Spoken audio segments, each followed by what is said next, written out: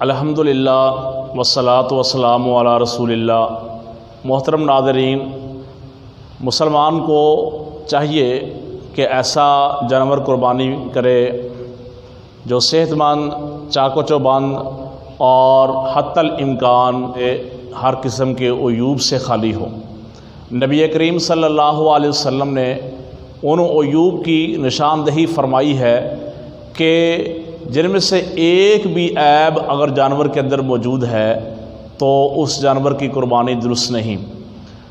ابو داود میں، نسائی میں اور ترمذی میں یہ حدیث موجود ہے۔ حضرت براء بن عازب رضی اللہ تعالیٰ عنہ فرماتے ہیں کہ رسول اللہ صلی اللہ علیہ وسلم نے فرمایا کہ اربعٌ لا تجوز فی الاضاحی، کہ 4 قسم کے جانور ایسے ہیں کہ جو قربانی میں جائز نہیں ہیں۔ حضرت براء فرماتے ہیں آپ صلی اللہ علیہ وسلم نے فرمایا الاوراء بین اوروہا، ایسا نابینا جانور، اندھا جانور جس کا اندھا پن ظاہر ہو۔ اسی طرح آپ نے فرمایا والمریضۃ بین مرضھا، اور ایسا مریض، ایسا بیمار جانور جس کا بیماری وہ ظاہر ہو، اس کی بھی قربانی جائز نہیں۔ والارجاء بین ضلعھا، اور ایسا لنگڑا جانور جس کا لنگڑا پن عام ظاہر ہوتا ہو۔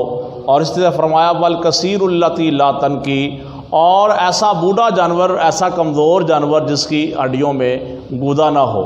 حضرت براء فرماتے ہیں نبی کریم صلی اللہ علیہ وسلم نے یہ 4 قسم کے جانور ہمیں قربانی کرنے سے منع فرمایا۔ امام نبوی رحمۃ اللہ علیہ لکھتے ہیں کہ وَأَجْمَعُوا، اس بات پر اتفاق ہے، اجماع ہے کہ جو آپ صلی اللہ علیہ وسلم نے اس حدیث میں یہ جو عیب بیان کیے ہیں، ان میں سے کوئی عیب پایا جاتا ہے یا اس کے متشابہ کوئی بڑا عیب موجود ہے جانور کے اندر، تو اس جانور کی قربانی جائز نہیں ہے۔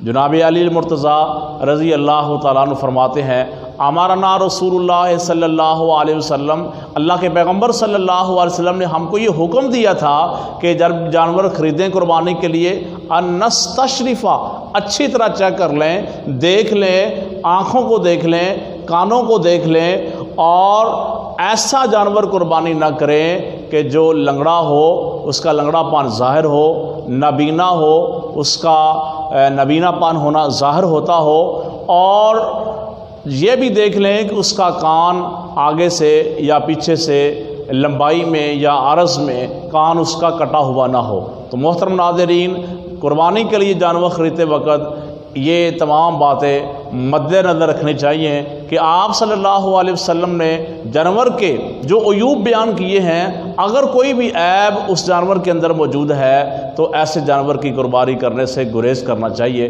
السلام علیکم ورحمۃ اللہ وبرکاتہ۔